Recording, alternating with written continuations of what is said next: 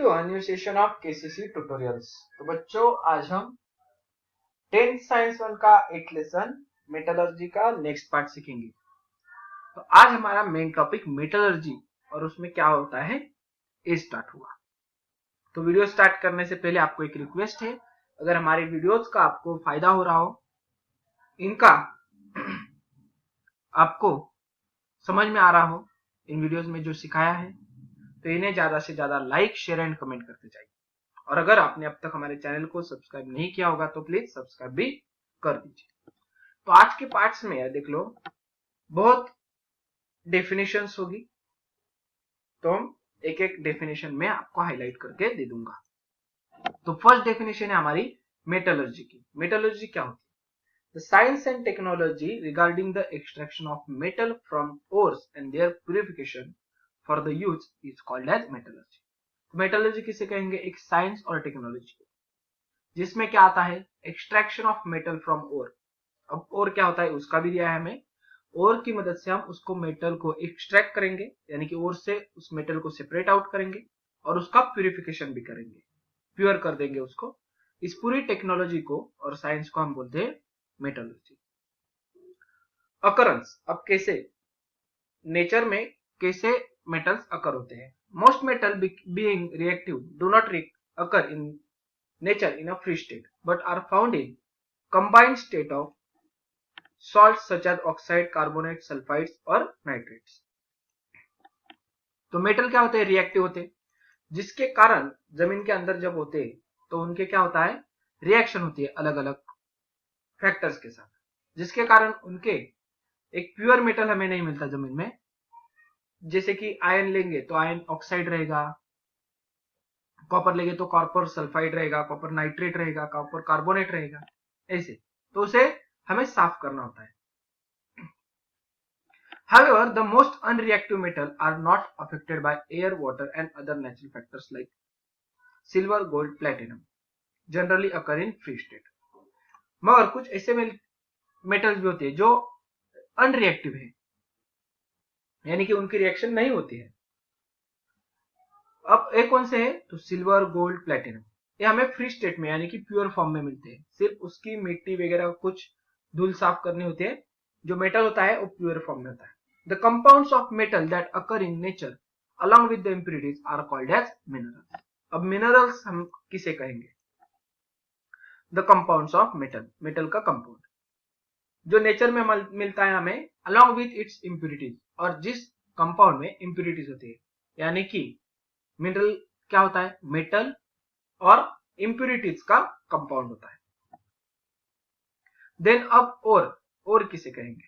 Mineral का हो गया, अब और किसे कहेंगे? देख लो, the mineral from which metal can be separated economically, यानी कि एक ऐसा मिनरल जिससे हम मेटल को इकोनॉमिकली सेपरेट आउट कर सकते हैं। यानी कि इसका मीनिंग देख लो अब क्या होगा। अब इतनी ज्यादा मात्रा में आयन है, हम देखते हैं कि इतना हमें मिनरल मिला है, और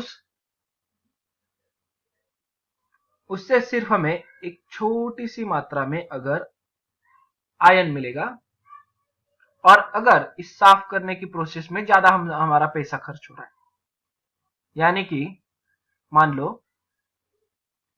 प्योर करने के लिए हमें 1000 रुपीज लग गए, और प्योर करने के बाद जो हमें मेटल मिल चुका है वो मिला है सिर्फ 500 रुपए का। यानी कि जो मेटल इतना, चलो इतना समझ लेते हैं कि इतना इस पूरे मिनरल में से इतना लोहा मिला और उसका कीमत है 500 रुपए। तो ये इकोनॉमिकली हो गया क्या? इसे प्योर करने के लिए 1000 रुपीज जाता है और मेटल सिर्फ मिलता है 500 का। नहीं, तो उस मिनरल को हम और नहीं कह सकते। मगर अगर ऐसी कंडीशन है कि प्योर करने के लिए खर्च आ रहा है 100 रुपए और उससे हमें मेटल मिल रहा है 1000 रुपीज का, 10,000 का, तो उससे बोलते हैं हम ओर्स। आ गए समझ में? इकोनॉमिकली हम सेपरेट आउट करना चाहिए। देन नेक्स्ट है हमारा और contain many types of impurities. अब और में बहुत सारी इम्प्योरिटीज होती है, जैसे कि सॉइल रह सकती है, सैंड रह सकती है, रॉकी सब्सटेंस होते हैं, और मेटल कंपाउंड्स भी, कार्बोनेट, सल्फाइड्स, नाइट्रेट्स, ऐसे भी हो सकते हैं। These impurities are called as gangue, और इन्हीं हम इम्प्योरिटीज को गैंग बोलते हैं। Metal can be extracted from their ore by means of various method of separation. अब इस ओर से मेटल को हमें एक्सट्रैक्ट करना है तो उसके लिए अलग अलग मेथड्स होती है। The process of extraction of metal is in pure state from the ore, यानी कि उस ओर से प्योर मेटल मिलने तक की जो प्रोसेस होती है is also part of metallurgy, ये भी एक हिस्सा होता है मेटलर्जी का। Ore can be taken out from the mine and gangue is usually separated from the ore at the site itself by various methods। यानी कि ओर को हम बाहर निकालते हैं माइन से और वहीं पर उसमें जो गैंग यानी कि इम्प्यूरिटीज होती है बाय वेरियस मेथड, अलग अलग मेथड से हम वहीं पर उस इम्प्यूरिटीज को हटा देते हैं। Then the ore are carried to the place where the metal are produced, और वहां से जो ओर बचती है उसको अलग अलग इंडस्ट्रीज में ले जाता है जहां पर मेटल प्रोड्यूस करना है। This metal are extracted in pure form, वहां पर हम उसे प्योर करते हैं। Then metals are further purified by different method of purification, और उसके बाद अगेन प्यूरिफिकेशन होता है। This entire process is called as metallurgy, और इस पूरी प्रोसेस को हम बोलते हैं metallurgy.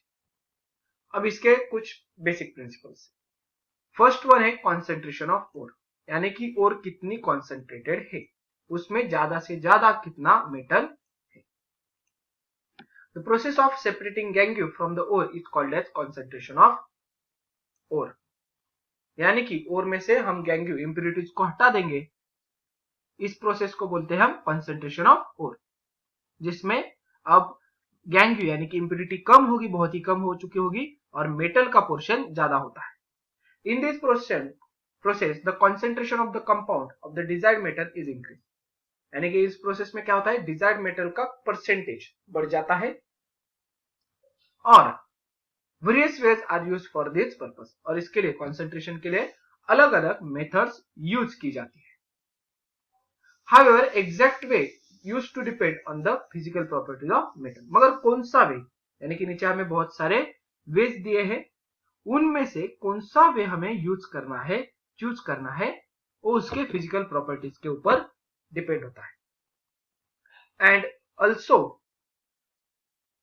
Depend on reactivity of metal facilities available for purification, और कितना सारा मेटल की रिएक्टिविटी, हाईली रिएक्टिव है, लो रिएक्टिव है, मॉडरेटली रिएक्टिव है, और प्यूरिफिकेशन के लिए हमारे पास कौन सी व्यवस्था है उसके ऊपर। Various factors that could be responsible for environment pollution are also consider, और जो हम मेथड यूज करेंगे उसके बाद कितना वाटर एनवायरमेंट पोल्यूशन होगा, इसका भी हमें कंसिडरेशन ध्यान में रखना जरूरी होता है। सम जनरल मेथड्स, कुछ जनरल मेथड्स। फर्स्ट है ग्रेविटेशन के ऊपर, बेस्ड ऑन द ग्रेविटेशन, और ग्रेविटेशन में आती है दो, विल्फली टेबल और hydraulic separation. Then second method है based on the magnetic, third one है फ्रोथ फ्लोटेशन, और फिफ्थ वन है लीचिंग। इतनी हमें दी है, तो इन चारों मेथड्स को हमें सीखना है। तो वापस हम जाते हैं ग्रेविटेशन के पास। Based on the gravitation, okay, gravitational force का यूज करके हमें सेपरेट आउट करना है। तो देख लो, the heavy particles of ores are easily separated from the lightest particle. इसमें क्या होता है, हेवी पार्टिकल्स और लाइट पार्टिकल्स, इनको सेपरेट किया जाता है बाय ग्रेविटेशनल फोर्स। इसकी फर्स्ट मेथड है Wilfley table. In this method of separation the Wilfley table is made by fixing narrow and thin wooden riffles on the inclined surface. अब यहां पर देख लो, यहां पर राइट साइड में इसका इंक्लिनेशन होगा और आगे की तरफ भी इंक्लिनेशन होगा, यानी कि तिरछा होता है। और ए बीच में आपको नजर आ रहे हैं, ये होते हैं लकड़ी के रिफल्स यानी कि जो जैसे कि पट्टी देख लो, लकड़ी की पट्टियां एक के सामने एक ऐसी रखी होती है, कम हाइट वाली। The table is kept vibrating continuously, और अगर इसे हम कंटिन्यूसली वाइब्रेट कर देंगे तो क्या बन जाएगा, powder ore can be obtain from lumps of ore by using ball mill.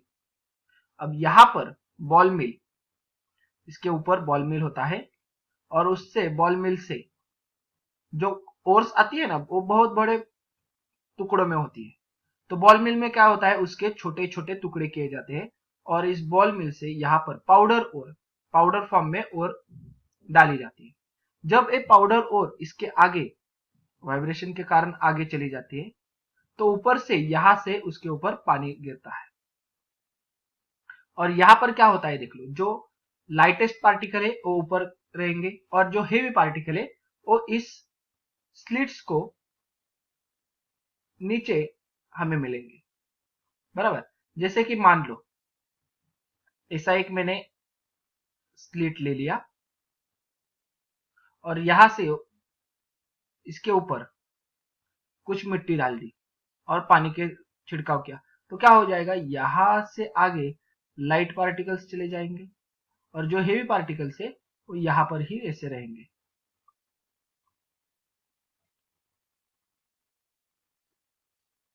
And stream of water is also release from the upper side से हम स्ट्रीम ऑफ वाटर डालेंगे। As a result the lighter gangue particles are carried away along with the flowing water. तो इस flowing water के साथ क्या होता है, लाइटेस्ट पार्टिकल यहाँ पर गैंग्यू पार्टिकल्स यानी कि इंप्यूरिटी कलेक्ट की जाती है, while the heavier particles in which proportion of mineral is more and proportion of gangue is less are blocked by the wooden ripples। यानी कि हेवी पार्टिकल यहाँ पर हमें हेवी सारे पार्टिकल्स मिल जाएंगे, जिसमें मिनरल यानी कि मेटल ज्यादा है, गैंग्यू पार्टिकल कम है। ये हो गया हमारा विलफिली टेबल का मेथड। उसके बाद आगे देख लो हाइड्रोलिक सेपरेशन। हाइड्रोलिक सेपरेशन में क्या होता है देख लो, hydraulic separation method is based on working of a मिल।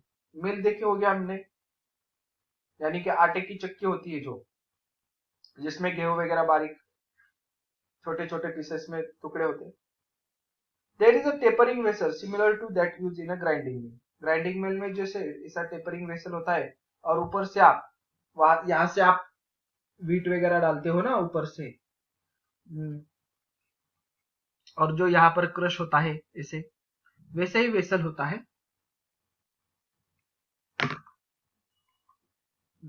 आगे ऊपर लेना है मुझे, एक मिनट। हाँ, the tank has the outlet for water on the upper side. Outlet कहां पर है, मगर इसका अपर साइड में, और इनलेट नीचे की तरफ होता है, यानी कि पानी नीचे से आता है और ऊपर की तरफ चला जाता है। देख लो यहां से इनलेट कहां पर है वो बता देता हूं पहले। वाटर यहां से अंदर आएगा और आउटलेट यहां से बाहर निकल जाएगा, किसके साथ, गैंग्यू पार्टिकल्स के साथ, यानी कि जो इंप्यूरिटीज है उसके साथ। यहां पर और सस्पेंशन यानी कि इसके साथ हमने और डाली, यहां से आएगी इस वाटर के साथ मिक्स हो जाएगी और यहां पर हमें कॉन्सेंट्रेटेड यानी कि नीचे की तरफ प्योर पार्ट मिलेगा और यहां पर इंप्यूरिटीज कलेक्ट की जाएंगी। अब इसमें क्या होता है वो पढ़ते हैं। Finally ground ore is release in the tank. जैसे ही बॉल मिल में हम लेते हैं, वो बॉल मिल में छोटा कर देंगे ओर को और इसमें फाइनली ग्राउंड ओर डाल देंगे। A forceful jet of water is introduced in the tank from the lower side।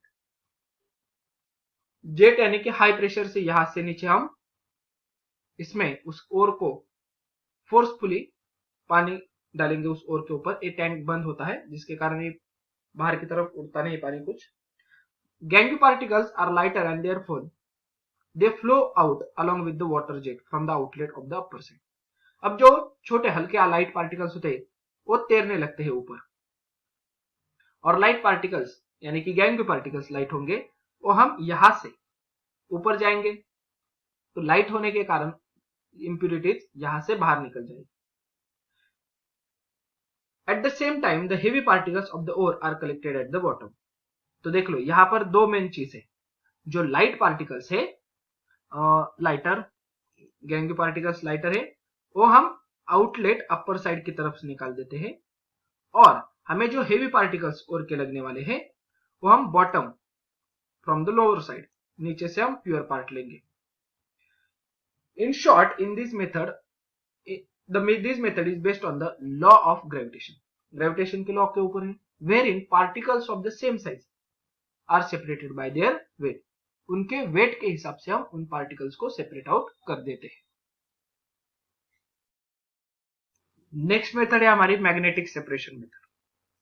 अब इसमें क्या होगा, सिर्फ मैग्नेटिक मटेरियल ही सेपरेट आउट कर सकेंगे, यानी कि नॉन मैग्नेटिक और मैग्नेटिक इनको सेपरेट आउट करने के लिए ये मेथड यूज की जाती है।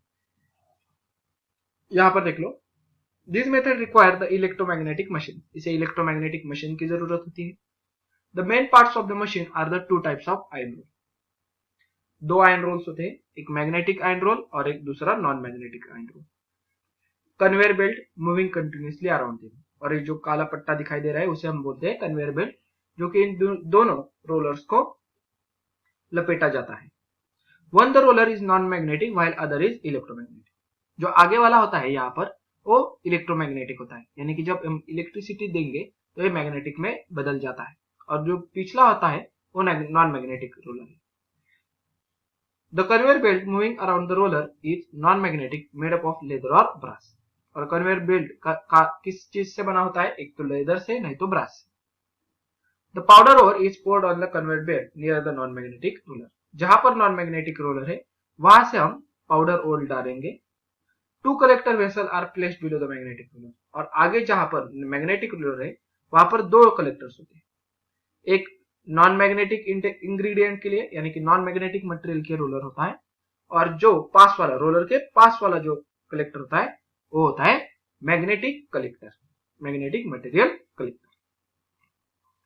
The particles of non magnetic part in the ore are not attracted toward the magnetic roller. अब नॉन मैग्नेटिक मटेरियल है तो इस नॉन मैग्नेटिक रोलर को अट्रैक्ट नहीं होंगे, therefore they are carried further along the belt and fall in the collector placed away from the magnetic roller. देख लो, non magnetic material कहां पर मिलेगा, away from the magnetic roller, यानी कि दूरी पर मिलेगा, क्योंकि वो अट्रैक्ट नहीं होता है। जब इस रोलर को अट्रैक्ट ही नहीं होगा तो पास में नहीं गिरेगा, वो कहां पर गिरता है, डायरेक्टली आगे की तरफ दूरी पर वो गिर जाता है। Eight the same time the particles of the magnetic ingredient, अब किसी चीज में मैग्नेटिक मटेरियल है जैसे कि आयन वगैरह, तो क्या हो जाएगा, वो स्टिक हो जाएगा मैग्नेटिक रोलर को, and therefore fall in the collector, यानी कि collector in near the magnetic roller. तो क्या होता क्या है, देख लो, यहाँ पर थोड़ा मैग्नेटिक पोर्शन होता है जिसके कारण ये यहाँ पर चिपका रहता है यहां तक, और यहां से वो इस वाले पोर्शन से, यहां से इस यहां तक के पोर्शन से वो ऐसे गिरता है। और जो नॉन मैग्नेटिक है, नॉन मैग्नेटिक मटेरियल है, इसमें वो डायरेक्टली फॉल ऑफ हो जाएगा, उसमें कोई अट्रैक्शन फोर्स ही नहीं रहेगी। आगे समझ में दोनों का। In this way, the magnetic and non-magnetic ingredients in the oil ore can be separated depending on their magnetic nature. यानी कि मैग्नेटिक नॉन मैग्नेटिक मटेरियल्स को हम सेपरेट आउट कर सकते हैं। For example, cassiterite is a tin ore. Cassiterite एक tin की ओर है, आगे समझ में, ये एमसीक्यू में आ जाता है। It contains mainly non magnetic ingredient. Non magnetic ingredient कौन सा है उसमें, कैसेटराइट में स्टैनिक ऑक्साइड, और मैग्नेटिक इंग्रेडिएंट कौन सा होता है, तो फेरस टंगस्टेट। आगे समझ में। और इन दोनों को, स्टैनिक ऑक्साइड और टंगस्टेट को, फेरस टंगस्टेट को सेपरेट आउट करने के लिए हम मैग्नेटिक सेपरेशन मेथड यूज करते हैं। सी मेथड है हमारी फ्रोथ फ्लोटेशन। फ्रोथ यानी कि सोडा सोप जैसा फोम तैयार होना। The froth flotation method is based on the two opposite properties. दो अपोजिट प्रॉपर्टीज के ऊपर डिपेंडिंग, हाइड्रोफिलिक एंड हाइड्रोफोबिक। अब डायरेक्टली यहां पर मैं सिंपल वे में आपको लिख के देता हूं, हाइड्रोफोबिक होता क्या है और हाइड्रोफिलिक क्या होता है।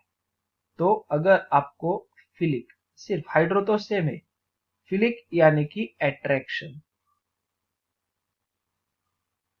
और फोबिक यानी कि फियर, फोबिया बोलते हैं फियर, यानी कि रिपल्शन। सिंपल वे में आप ध्यान में रख दो, फिलिक यानी कि अट्रैक्शन, फोबिक हाइड्रोफोबिक यानी कि रिपल्शन।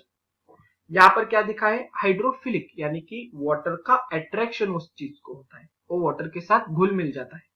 हाइड्रोफोबिक यानी कि क्या होगा, फिर वाटर से वो रिपेल, दूर जाएगा। आगे समझना।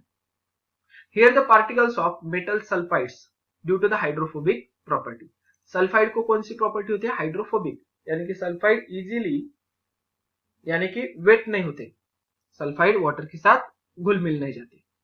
सो they get wetted mainly with oil, oil से वेट हो जाते हैं, वो ऑयल के साथ मिक्स हो जाते हैं। While due to the hydrophilic property of gangue particles, gangue particles किसके साथ, हाइड्रोफिलिक, यानी कि उनको क्या अच्छा लगता है, हाइड्रो, पानी अच्छा लगता है गैंग्यू पार्टिकल्स को। So wetted with water.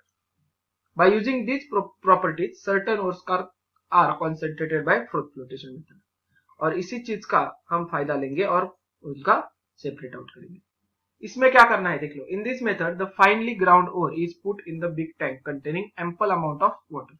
Ample यानी कि सफिशिएंट, एक टैंक होता है जिसमें सफिशिएंट अमाउंट ऑफ वाटर होता है। सर्टेन वेजिटेबल ऑयल, कौन सा ऑयल, पाइन ऑयल नहीं तो यूकेलिप्टस ऑयल, ये ऐड कर दिया जाता है इस वाटर में।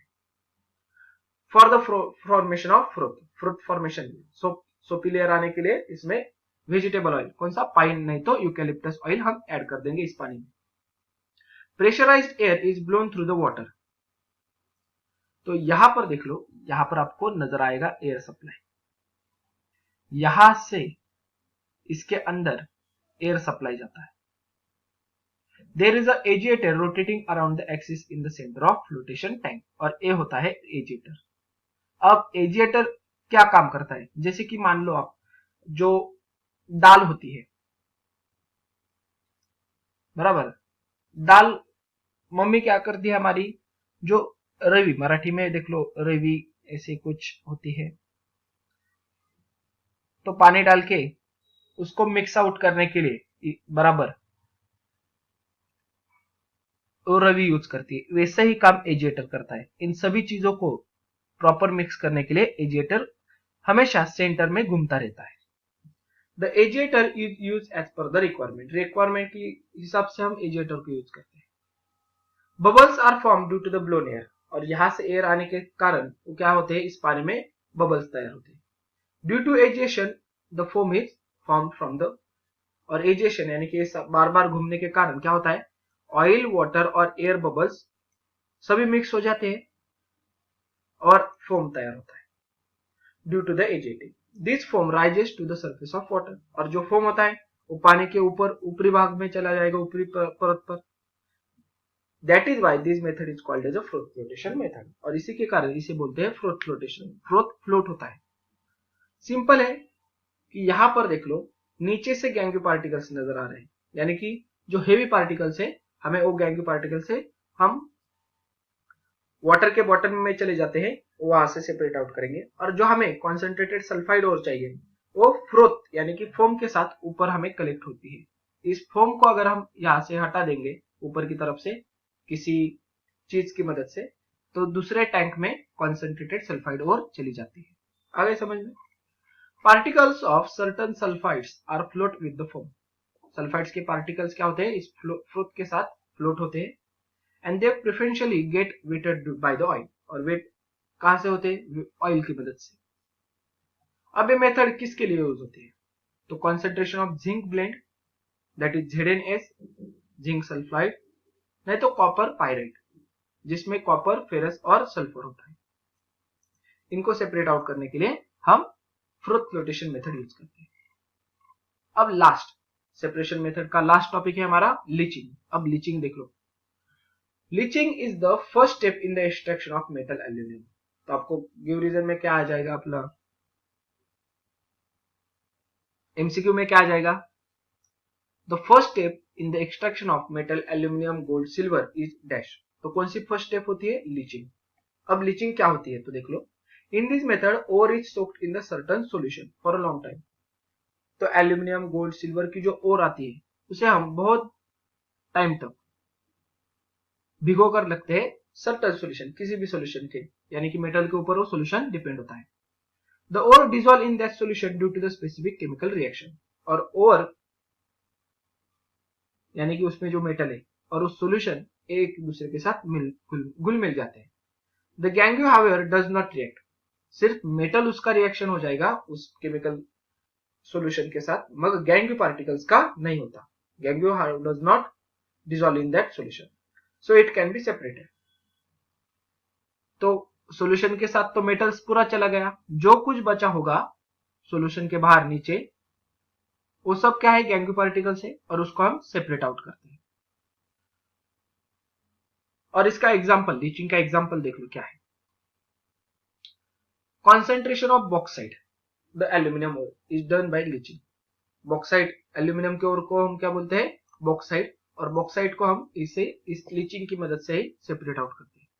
Here bauxite is soaked in the aqueous solution of NaOH, नहीं तो Na2CO3, that is sodium hydroxide के साथ, नहीं तो सोडियम कार्बोनेट के साथ हम भिगो कर रखते हैं बॉक्साइट को, which dissolve the main ingredient alumina in it. और बॉक्साइट में जो एल्यूमिना हमें लगने वाला पोर्शन कौन सा होता है, एल्यूमिना, वो किसमें मिक्स हो जाता है, NaOH, नहीं तो Na2CO3। और जो गैंग्यू पार्टिकल्स है जो हमें नहीं चाहिए, वो उस टैंक के नीचे जमा होते हैं, वहां से हम उसे हटा देते हैं। During the extraction of metal from their ores, metal is obtained from the cations of metals. Metals कहां से obtain होते हैं हमें, cations से। In this process, metal cation is reduced. और इस प्रोसेस में क्या होता है, metal cation कम हो जाते हैं। How to bring about the reduction depend on the reactivity of metal. और इस रिडक्शन को, कम होने की, रिड्यूस हो गए, तो इस रिडक्शन को डिपेंड किस पे करता है, उस मेटल की रिएक्टिविटी पे।